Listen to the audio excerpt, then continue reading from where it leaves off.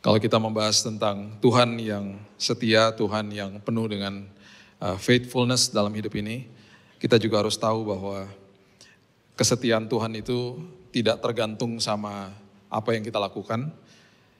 Kita mau seperti apa, dia tetap setia.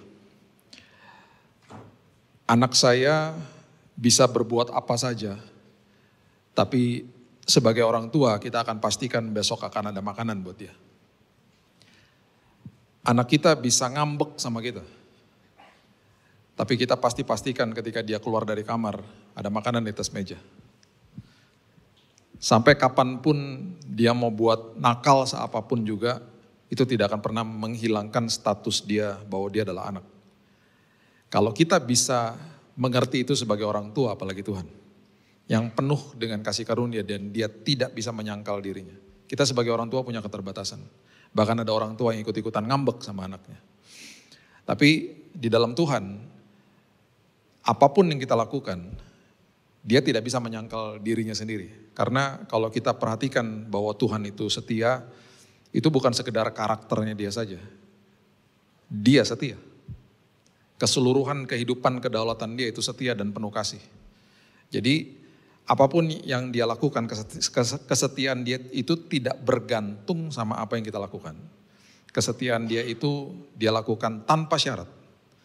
Dan bahkan setiap kali kita mau kemana-mana, kita mau sampai kabur pun, dia selalu akan tunggu. Di dalam sebuah ruangan tempat, misalnya kita mau bertemu dengan seseorang, kita bisa datang ke tempat itu dan orangnya belum datang karena telat. Tetapi tidak pernah sekalipun kita masuk ke dalam sebuah tempat yang kita namakan misalnya doa atau kita mau berjumpa dengan Tuhan. Kita buka pintu dan Tuhan belum datang, gak pernah. Kalau kita buka pintu itu, dia selalu udah duduk di situ. Karena tidak pernah sedetik pun dia tinggalkan kita. Ada sebuah ayat di Mazmur yang selalu menggugah hati saya, kalau di dalam bahasa Inggrisnya dikatakan, when you are awake, I am still there. Ketika kamu bangun pagi, aku masih ada. Ada kata masih ada.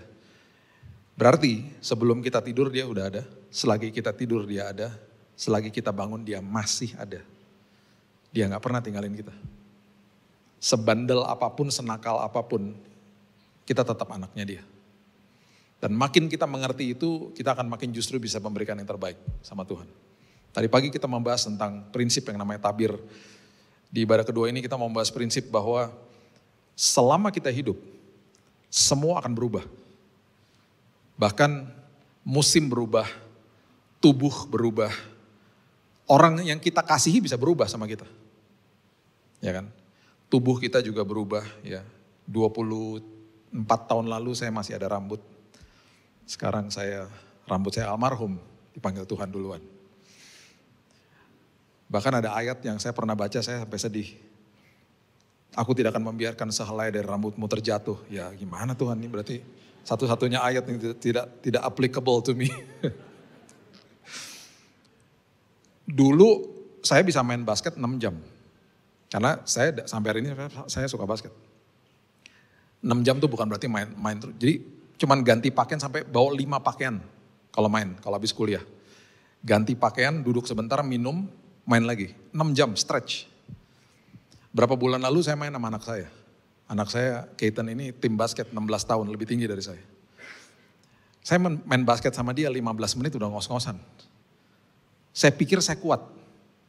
Karena saya nge-gym terus. Saya bumping sama dia, saya yang mental. Sama anak 16 tahun. Manusia punya keterbatasan. Hidup berubah, musim berubah. Ya kan? Kejadian 8 ayat 22. Selama bumi masih ada, takkan berhenti-henti musim menabur dan menuai, dingin dan panas, kemarau dan hujan, siang dan malam. Semua berubah. Tapi Tuhan lagi mau kasih tahu sama kita, di dalam setiap perubahan, aku lagi mau kasih tahu sama kamu bahwa kesetiaanku akan memberikan sebuah pelajaran dalam hidupmu. Perhatikan prinsip ini. Di dalam semua perubahan, kesetiaan Tuhan itu memberikan sebuah pelajaran yang berharga bagi kita.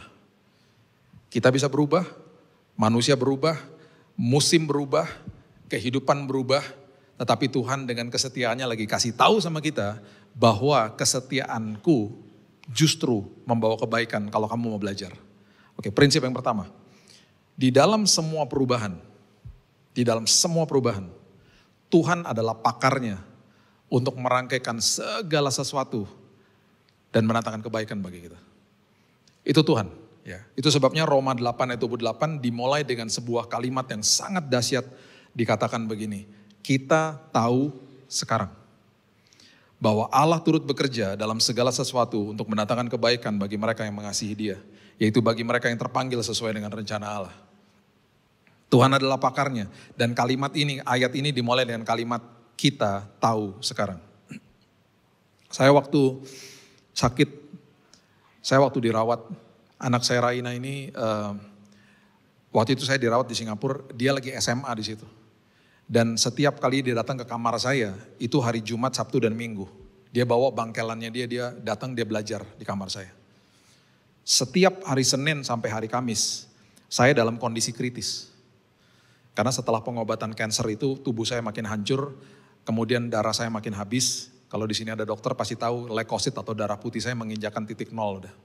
Berarti tubuh saya keracunan, ke tubuh saya mengidap semua bakteri yang baik pun jadi jahat gitu loh.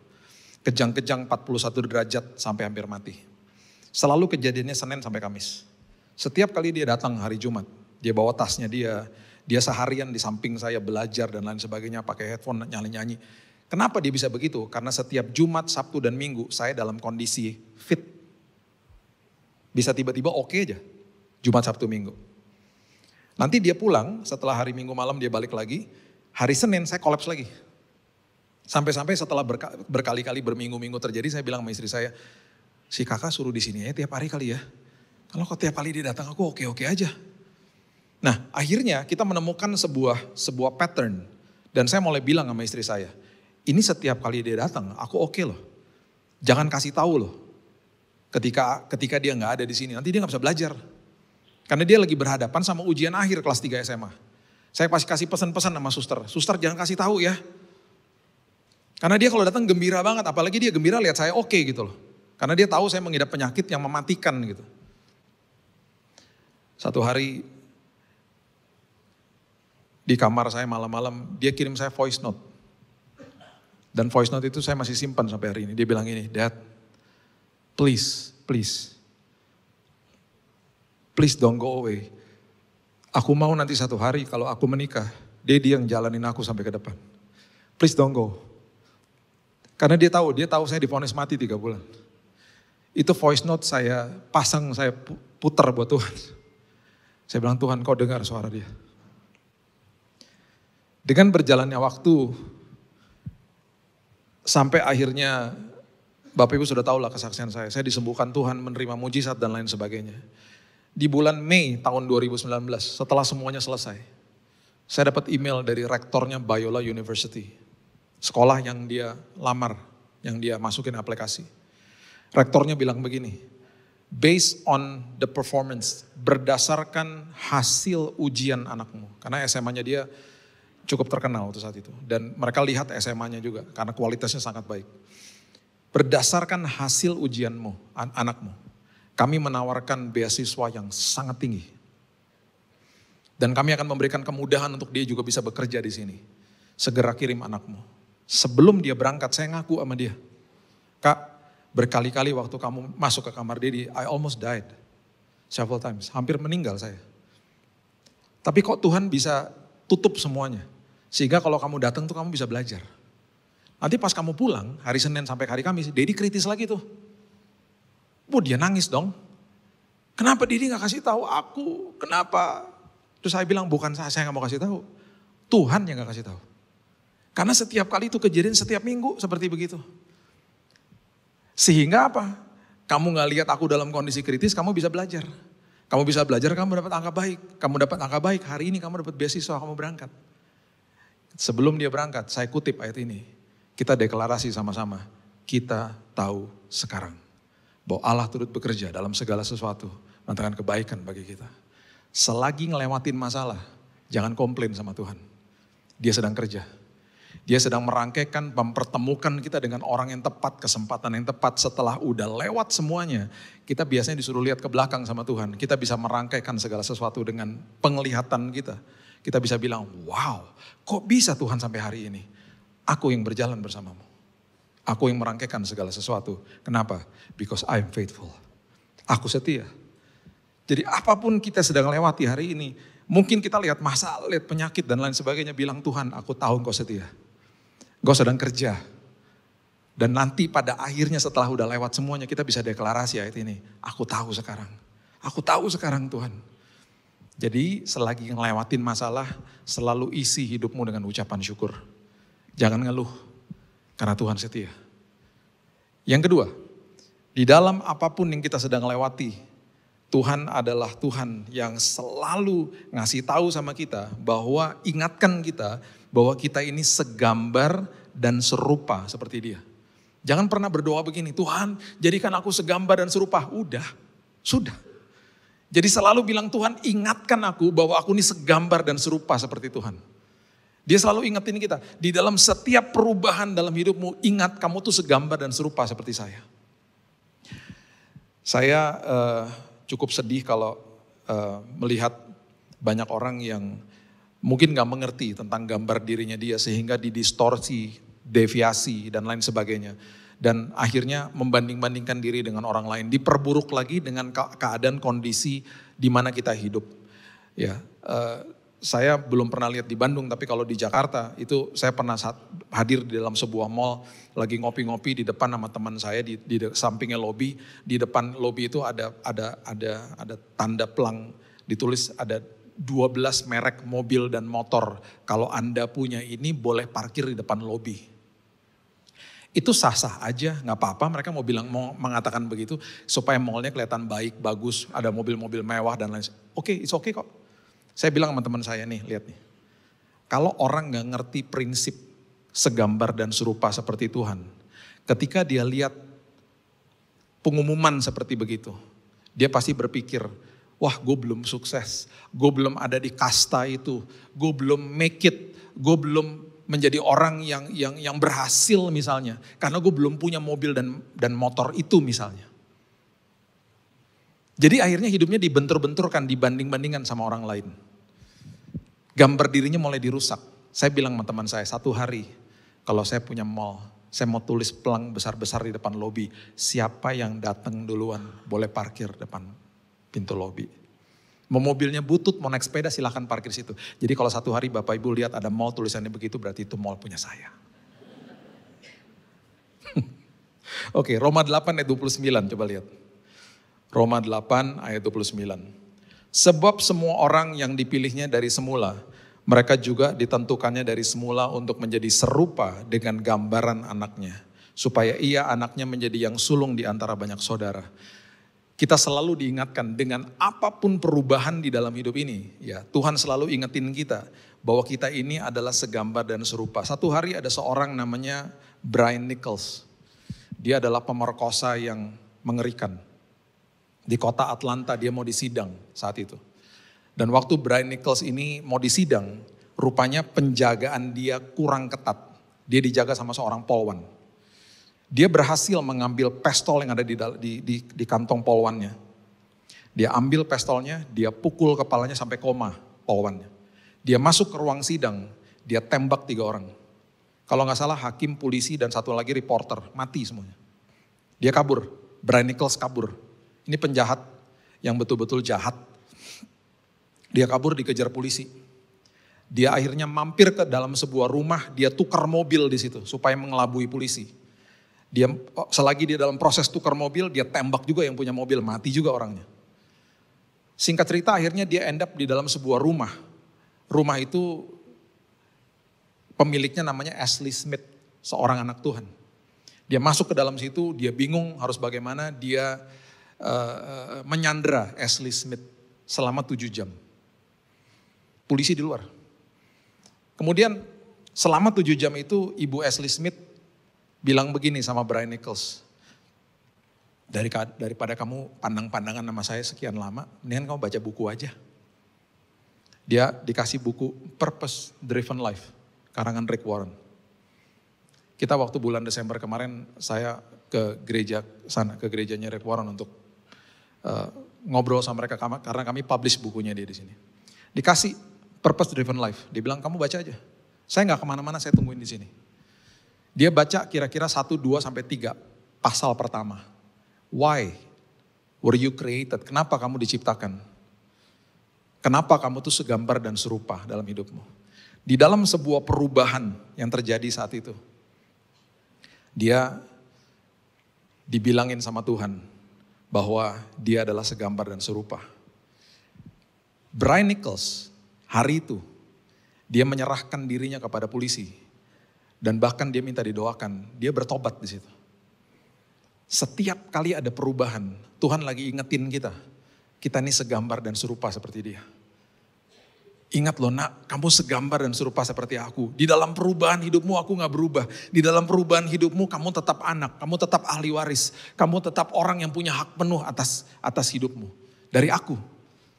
Jadi apapun yang kita alami, apapun yang sedang kita alami saat ini, perubahan apapun, Tuhan lagi terus kasih tahu sama kita, aku setia, aku setia. Dia berkarya begitu rupa dan dia kasih tunjuk lewat banyak hal supaya kita percaya. Itu sebabnya seringkali kita tidak stop di hari itu dan kemudian mulai enjoy apa yang Tuhan telah titipkan dalam hidup ini. Kita nggak stop dan kita mulai berpikir, Tuhan celikan mata rohaniku supaya aku bisa lihat kebaikan Tuhan, kesetiaan Tuhan dalam hidupku.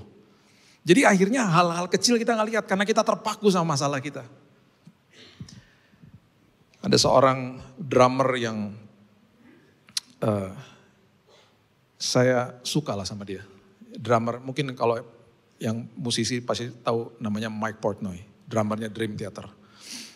Waktu dia masih duduk di bangku SMA, di sekolahnya diajarin begini sama gurunya. Mike, kamu harus menghargai hari-harimu. Lihat kehidupanmu di sekelilingmu. Walaupun semua berubah, selalu ada kebaikan Tuhan di dalam kehidupan sekelilingmu. Lihat dari hal-hal kecil, hargai orang-orang yang ada di sekitarmu. Seize the day. Mike Portnoy masih duduk di bangku SMA, dia pulang ke rumahnya seperti biasa anak-anak SMA diajakin main sama temennya. Mike, let's go play katanya. Dia lari keluar. Waktu sampai di pintu dia ingat sama kata-kata itu. Iya ya, aku harus mau balik ke dalam rumah Sebentar dia bilang sama temannya, bentar ya. Dia balik ke rumah, dia peluk mamanya. Mom, I love you katanya. Mamanya bingung, biasanya mamanya jarang-jarang dipeluk sama anaknya. Dia berusaha untuk melihat kesetiaan kebaikan Tuhan dalam hal-hal kecil. Dia pergi main sama temannya. Mamanya siang hari itu pergi ada tugas keluar kota naik pesawat. Dan pesawatnya jatuh. Mamanya meninggal. Sampai hari ini dia selalu ingat hari itu. Dia katakan, I seize the day. Aku dibukain sama Tuhan hari itu. Untuk melihat kesetiaan Tuhan dalam sosok orang-orang yang Tuhan tempatkan dalam hidupku. Walaupun dia sedih, tetapi dia bangga dan dia puas hari itu dia kembali ke rumahnya, dia sempat peluk mamanya. Tuhan lagi kasih tahu sama kita, dia lagi leave a mark. Jadi seringkali setiap hari kalau kita bangun pagi bilang, Tuhan buka mata rohaniku. Supaya aku bisa lihat kesetiaan Tuhan, kebaikan Tuhan dalam hidupku. Dan itu banyak di sekeliling kita. Dan seringkali kita ketutup mata rohani kita karena kita lihat masalah. Yang ketiga, 1 Petrus 1 ayat yang ke-7. Di dalam semua apapun perubahan di dalam hidup ini. Tuhan lagi kasih tahu sama kita. Nah, ini semuanya untuk memperkuat karaktermu. Untuk supaya kamu jadi orang-orang yang tahan uji. Makanya Paulus katakan, aku bermegah di depan kesengsaraan. Supaya aku jadi orang-orang yang belajar tekun. Karena dari ketekunan itu akan lahir sebuah buah yang luar biasa. Yaitu karakter yang tahan uji. Dan kemudian sebuah pengharapan yang tidak pernah mengecewakan. 1 Petrus 1 ayat 7 mengatakan, maksud semuanya itu ialah untuk membuktikan kemurnian imanmu. Yang jauh lebih tinggi nilainya daripada emas yang fana. Yang diuji kemurniannya dengan api, sehingga kamu memperoleh puji-pujian, kemuliaan, dan kehormatan pada hari Yesus Kristus menyatakan dirinya. Saya pernah ada di dalam sebuah pesawat, saya ini pemerhati aviasi, saya suka dunia pesawat terbang. Jadi saya ada di sebuah penerbangan dengan Boeing 777. Boeing 777 itu pesawat terbesar dengan 2 engine. Saya duduk di paling belakang. Saya sengaja ambil bangku yang paling belakang karena konfigurasi di paling belakang cuma 2 bangku. Dan itu dekat sama toilet, dekat juga sama dapur di belakang. Ini penerbangan 17 jam soalnya. Saya cuma berduaan sama anak saya. Satu malam, di malam yang sangat gelap itu, di ketinggian 12.000 kilometer di atas permukaan air laut, 38.000 kaki lah. Pesawat itu tergoncang dengan keras. Pesawat kalau kena turbulensi, kalau dia pesawat yang besar biasanya nggak berasa. Tapi kalau sampai berasa dan betul-betul sampai tergoncang itu berarti turbulensinya sangat parah. Di kegelapan malam saya buka jendela kaca dan saya udah lihat tuh sayap udah sampai begini-begini sayapnya. Saya karena ngerti dunia aviasi, saya tahu dan saya paham bahwa nggak ada satupun pesawat yang jatuh di zaman modern ini gara-gara turbulensi, nggak ada. Kecuali kesalahan pilot. Jadi dengan pemikiran itu saya mulai tenang tetapi akhirnya nggak tenang juga.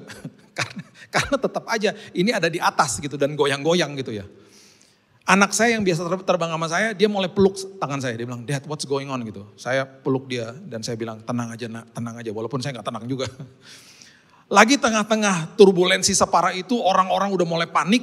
Tiba-tiba di tengah ada 2 anak umurnya mungkin 3-4 tahun anak perempuan. Di tengah-tengahnya bapaknya begini udah duduknya. Kedua anaknya yang satu di kiri dan satu di kanan megangin tangan bapaknya dan karena pesawatnya goyang-goyang begini, mereka berdua begini-begini. Kayak ayunan. Saya waktu lihat itu, saya sama anak saya jadi ketawa gitu. Lucu juga ya ternyata ketakutan tuh ada di dalam sini gitu. Mereka goyang-goyang, goyang-goyang. Seperti semua turbulensi pasti ada akhirnya. Dan berakhirlah turbulensi dan fasten seat belt sign-nya off langsung. Semua bahasa tubuh di dalam pesawat itu kelihatan langsung tenang, lega langsung. Selesai akhirnya. Kecuali itu 2 anak. Tiba-tiba mereka bilang gini, "Ya Daddy kenapa stop?" Lah, iyalah stop lah. Emang lo mau terusin? Cuman saya akhirnya belajar sesuatu gitu dari situ. Jadi kalau hidup ini bergoncang-goncang, ingat kita lagi berjalan sama raja atas segala raja. Kita akan dibawa sampai ke ujung dengan selamat dan aman. Karena kita berjalan bersama dengan sumber atas segala sumber. Tenang aja ya. Kemudian ketika ada perubahan dalam hidup ini, kesetiaan Tuhan selalu mengajarkan kita sesuatu prinsip yang luar biasa. Dia lagi ngajarin kita sebuah prioritas. Prioritas itu sangat penting karena setiap kali ada perubahan dalam hidup ini, kesetiaan Tuhan bilang begini, "Nak, kesetiaanmu itu udah tergoyahkan nak. Dari yang lalu-lalu, sekarang dengan ada masalah ini, ingat ya aku gak kasih kamu masalah. Tetapi lewat masalah ini nak, kamu belajar ya. Supaya kamu kembali ke dalam kesetiaan yang dulu misalnya begitu." Ya saya waktu pegangin selang kemo, ya lagi di rumah sakit, Tuhan bilang ini, "Bill, kenapa kamu tutup kelompok sel kamu Bill?" Tapi kan aku tetap melayani Tuhan. "Itu penting Bill, aku gak pernah bangun gedung, bangun orang. Ayo Bill, buat lagi Bill, buat teman-teman mentor lagi mereka." Jadi dikembalikan ke dalam prioritas-prioritas selagi ada masalah. Tuhan mempergunakan justru masalah untuk ingatkan kita sama kesetiaan kita yang mungkin sudah goyah. Prioritas kita yang kita tinggalin gitu loh.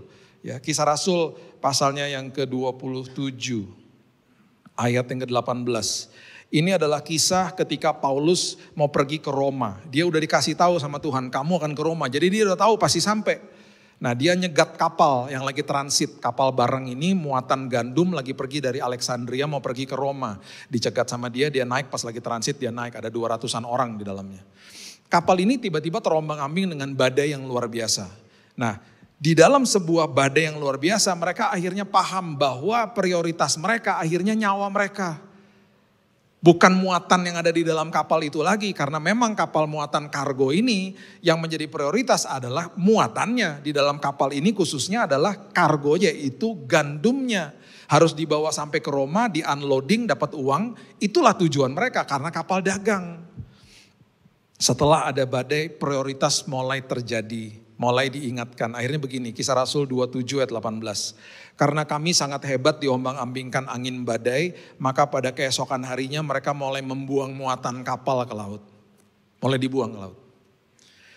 Makin badai lagi, ayat yang ke-38 dikatakan begini, Kisah Rasul 27. "Setelah makan kenyang, mereka membuang muatan gandum. Muatan gandumnya ke laut untuk meringankan kapal itu. Yang tadinya prioritas gak jadi prioritas lagi. Prioritasnya hidupnya mereka. Makanya Tuhan selalu mempergunakan masalah supaya kita dikembalikan ke dalam apa yang sudah kita setia tadinya. Yang kita udah tinggalin. Tuhan ingetin lagi, nak, ayo nak. Jangan lupa nak, ayo nak, aku nih tetap setia. Walaupun kamu gak setia. Aku gak kasih kamu masalah. Tetapi justru lewat masalah ini, lewat sesuatu perubahan yang terjadi di dalam musimmu, pergunakan musim ini supaya kamu ingat sama prioritasmu nak. Ada teman-temannya saya yang punya mobil hitam metalik baru dibeli. Mobil kalau baru dibeli biasanya latah dicuci terus. Jadi yang punya mobil nyuci terus mobilnya setiap pulang. Satu hari dia pulang, bapaknya dia kena hujan mobilnya, jadi hitam metaliknya makin kotor ya. Jadi bapaknya karena kecapean tidur. Nah anaknya yang masih 5 tahun punya inisiatif. Papa biasanya cuci mobil, aku yang cuciin deh sekarang kalau supaya dia bangun nanti supaya mobilnya udah bersih gitu. Anaknya ngikutin papanya, dia ngambil ember diisi air sabun, kemudian dia udah mulai siapin semuanya, dia bingung ini sekarang kanebonya mana. Ternyata kanebo kan biasa disimpan dalam mobil. Dia bingung, nggak kunci mobil juga dia nggak ketemu. Terus dia mulai mungkin mikir begini, si mama kalau lagi nyuci dandang di dapur pakai serabut kawat, itu kan bersih, apalagi mobil. Jadi dia ke dapur, dia ambil tuh serabut kawat, dia celupin ke air sabun, dia gosok tuh mobil hitam metalik, nyik, nyik, nyik. Setelah selesai dia siram sama air, baret dong dari depan sampai belakang. Dia berteriak. Saat dia berteriak, bapaknya bangun. Sama-sama berteriak. Ah! Di saat itu bapaknya hampir mukul dia. Hampir mukul dia. Tiba-tiba ada suara Roh Kudus bilang gini. Kalau kamu pukul anakmu, kamu memerlukan tahunan untuk memulihkan hatinya. Jangan lihat perbuatannya, lihat hatinya. Hatinya itu prioritas, anakmu itu prioritas, itu barang fana. Papanya langsung terduduk, dia peluk anaknya dan dua-duanya nangis. Si anak nangis karena menyesal, si bapak nangis karena mobilnya baret. Tapi paling tidak dia belajar prioritas. Gitu loh. Berapa bulan yang lalu mobil saya juga ketabrak di Jakarta. Ya. Jadi di Jakarta ini Bapak Ibu gak seperti di Bandung. Motor-motor belok dulu baru lihat. Kalau di Bandung kan lihat dulu baru belok. Jakarta enggak, nyet baru lihat. Ya, telat lah udah. Sering kali belok dan gak pernah lihat. Misi bunuh diri. Nyet gak pernah lihat. Jadi saya ini harus berhati-hati. Kita nih kalau di Jakarta kan pasti hati-hati. Ya pasti pernah ke Jakarta lah ya. Nah waktu saya mau ganti jalur di sebuah jalan di daerah Mampang. Itu di hari Sabtu jam 2 siang saya lagi on the way pelayanan. Jadi saya lihat di spion jauh banget mobil-mobil di belakang. Jauh banget lah pokoknya. Jadi saya melipir pelan-pelan lah masuk ya kan ke jalur yang benar gitu. Tiba-tiba lagi belok masuk ke jalur itu. Mobil saya ditabrak sama motor sekeras-kerasnya. Saya sampai bingung dan terkaget-kaget ini motor datang dari mana. Tadi di spion gak ada. Gubrak sampai dia mental itu hampir masuk got loh orangnya. Mental sampai saking kerasnya gitu ya. Saya waktu buka kaca mau ngecek dia, itu orang-orang di belakang dia tuh pas yang udah menepi semuanya pada bilang, woi hati-hati dong, udah mobil kasih sen lu ngebut-ngebut aja gitu. Orang-orang gak tahu bahwa yang nabrak saya itu orangnya ketiduran di atas motor. Ketiduran, makanya dia nabrak saya full speed. Saya kan gak tahu juga dia ketiduran, jadi saya menepi juga, kemudian saya keluar dari mobil, emosi lah. Udah hati-hati ditabrak gitu, emosi. Terjadi sebuah perubahan secara tiba-tiba. Saya waktu keluar dari mobil, saya sempat bilang gini, Tuhan pimpin saya. Karena saya emosi banget nih, kesel banget saya Tuhan. Udah gitu divalidasi bahwa orang itu salah lagi sama orang-orang yang ngata-ngatain dia. Jadi saya kalau secara manusiawi pengen minta ganti dan lain sebagainya lah, pengen minta pertanggungjawaban, kesel banget. Saya bilang Tuhan Roh Kudus pimpin aku. Saya keluar dari mobil, saya ngeliat mobilnya makin penyok, waduh makin kesel. Saya mendekatin tuh orang, dia lagi jongkok di bawah, tangannya bengkak, berdarah. Dikerubutin sama banyak orang, lagi diliatin gitu. Saya jongkok juga akhirnya di sebelahnya dia. Tiba-tiba tangan saya ngerangkul dia, tiba-tiba yang keluar dari mulut saya begini, Mas kenapa sih buru-buru? Tiba-tiba masnya nangis. Saya kecapean Pak, saya minta maaf Pak, salah saya Pak. Kenapa Mas? Saya ini kurir Pak, saya kerja dari hari Senin sampai hari Jumat. Ini kan hari Sabtu harusnya saya off. Saya maksa kerja Pak karena saya butuh uangnya Pak untuk anak-anak saya. Saya minta maaf ya Pak, saya udah dari jam 6 pagi Pak tadi kerja Pak. Saya lihat mobil Bapak dari jauh, saya udah lihat Pak. Cuman saya tiba-tiba ngeblank, saya ketiduran. Jadi saya nabrak Bapak full speed Pak, saya minta maaf ya Pak. Lagi tengah-tengah dia lagi nangis, tangannya saya lihat berdarah, tiba-tiba ada suara dalam hati saya, doain. Bukannya kasih betadin, kok doain? Cuman kan saya udah bilang sama Tuhan pimpin saya, jadi saya ngikut aja. Mas, boleh gak saya doain? Jadi bingung, doain. Ditabrak kok didoain? Iya doain. Ya karena dia salah, jadi dia iya aja. Ya udah Pak, terserah Bapak aja. Yang penting saya gak dimintain ganti rugi, terserah deh. Akhirnya saya doain. Saya bilang, saya orang Nasrani, saya doain ya Pak. Iya Pak, apa-apa. Saya bilang, Tuhan yang baik. Hari ini Tuhan belas kasihanmu terjadi. Itu kan orang-orang banyak. Tiba-tiba saya rasa hadirat Tuhan, tiba-tiba si masnya nangis. Terjadi kebangunan rohani di pinggir jalan. Saya berdoa, setelah lagi tengah-tengah doa ada suara lagi. Habis selesai doa kasih uang bil, enak aja. Mobil gue penyok, kenapa kasih duit Tuhan? Kasih uang. Jadi habis selesai doa saya ke mobil dengan berat hati saya ambil uang. Harusnya gue gak dapat ganti rugi, kenapa gue yang gantiin sekarang dia? Saya kasih uangnya. Mas, ini dari Tuhan buat Mas. Jangan Pak, Bapak udah berbaik hati kan ini salah saya, jangan Pak. Udah terima aja, buat anaknya Mas aja. Terus saya bilang gini, Mas, Tuhan sayang banget loh sama Mas hari ini. Buktinya Mas dipertemukan sama saya.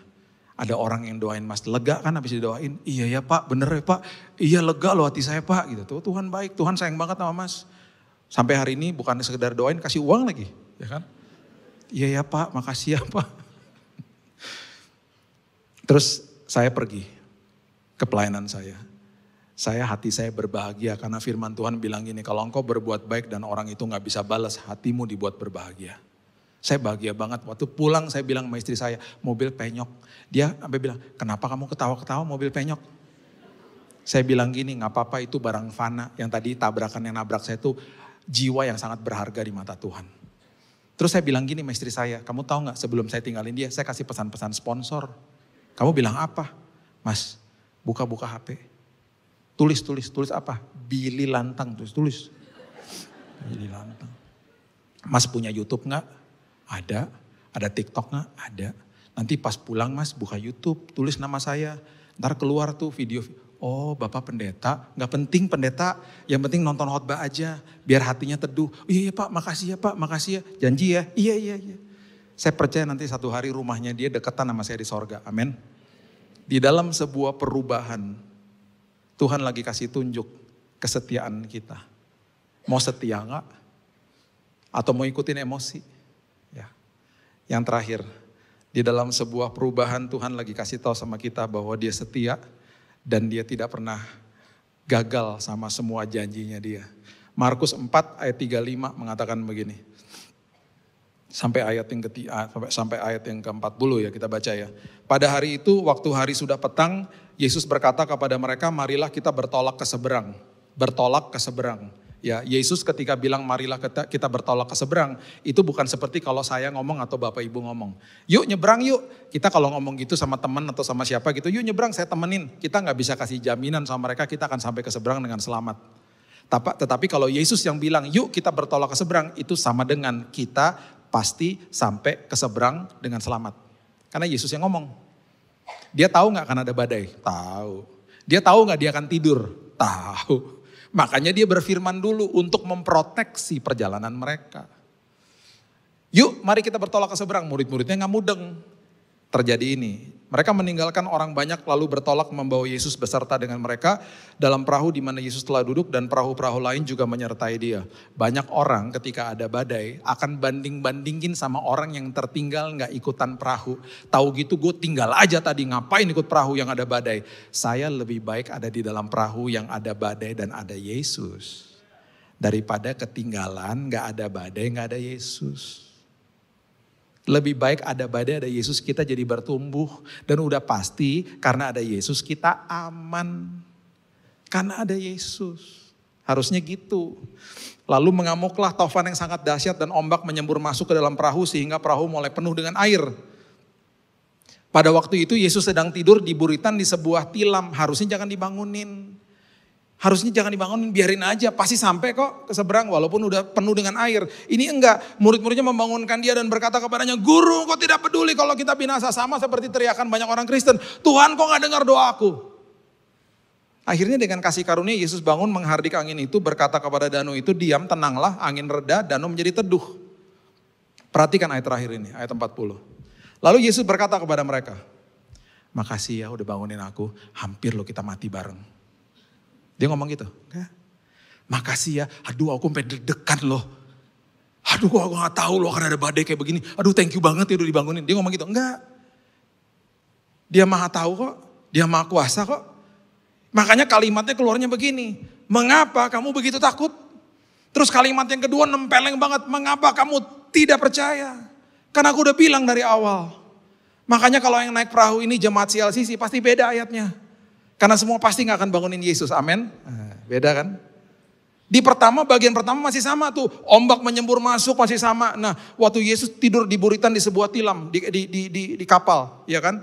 Itu masih sama. Di ayat kalimat berikutnya mulai beda. Jemaat CLCC bergandengan tangan dan berteriak, jangan bangunkan Yesus, pasti gitu. Saya udah tahu. Karena muka setia semua. Ada satu jemaat yang berteriak, bangunin dong, mati kita. Kenapa dia berteriak? Karena dia cuma datang ibadah Paskah sama Natal doang. Imannya goyah. Semua teriak, jangan, makanya tertanam di Komsel dong gitu. Semuanya bilang biarin aja, jangan bangunin. Dan akhirnya kapal itu sampai ke seberang dengan selamat. Walaupun penuh dengan air, di situ Yesus baru bangun. Kemudian dia katakan begini, wahai jemaat CLCC, besar imanmu, luar biasa engkau, dahsyat engkau. Karena di dalam sebuah badai seperti ini engkau mengerti betapa hebat kuasaku, betapa hebat kesetiaanku. Karena aku tidak berubah. Itu sebabnya di dalam apapun yang kita sedang lewati, kita akan dibawa sama Tuhan sampai ke seberang dengan selamat. Dibawa sama Tuhan dengan aman. Karena kita berjalan bersama Tuhan yang penuh dengan kesetiaan. Berikan tepuk tangan kita untuk Tuhan kita yang luar biasa. Bapa yang baik, terima kasih Tuhan buat hari yang indah. Buat waktu yang indah bersama-sama dengan teman-teman kami, saudara-saudara kami orang percaya. Tuhan di hari ini kami di recharge. Dan itu sebabnya Tuhan ibadah kami berjalan terus nanti ketika kami meninggalkan tempat ini. Masuk ke dalam rutinitas kami hari lepas hari kami tahu. Walaupun perubahan selalu terjadi. Tuhan tetap setia. Dan di dalam kesetiaan-Mu Engkau mengajarkan kami Tuhan. Untuk kami mengerti, melihat segala sesuatu dari kacamata Tuhan. Dari perspektifnya Tuhan. Mata rohani kami terbuka. Kami yang tadinya gak setia. Kami yang tadinya gagal. Justru ketika ada perubahan, kami melihat Tuhan gak pernah berubah. Tuhan yang selalu setia. Dan di dalam ini semuanya ketika kami mengalami kesetiaan Tuhan, justru kami akan menjadi orang-orang yang setia. Karena kami terlebih dahulu mengalami kebaikan Tuhan. Itu sebabnya Tuhan hari ini kami mengucap syukur berterima kasih. Menyembah Allah yang hidup. Sumber atas segala sumber. Raja atas segala raja atas hidup kami. Apapun boleh berubah. Dunia tidak memiliki kepastian. Tetapi Tuhan penuh dengan kepastian. Dan itu sebabnya hari ini Tuhan, siapapun kami yang hadir di tempat ini yang memerlukan kesembuhan, memerlukan pemulihan. Aku berdoa Tuhan, kesembuhan, pemulihan sudah terjadi, mujizat sudah terjadi. Karena Engkau setia Tuhan. Engkau selalu setia. Dan Engkau sudah katakan selesai di kayu salib. Karyamu selesai Tuhan. Dan itu sebabnya hari ini kami belajar terima semua kebaikan Tuhan. Karena sudah selesai. Terima kasih Tuhan meteraikan firman ini. Karena kami juga adalah manusia-manusia yang juga sudah dimeteraikan oleh Roh Kudus. Hanya di dalam nama Tuhan Yesus kami sudah berdoa. Kami sudah menerima firman kehidupan. Kita sama-sama katakan amin. God bless you.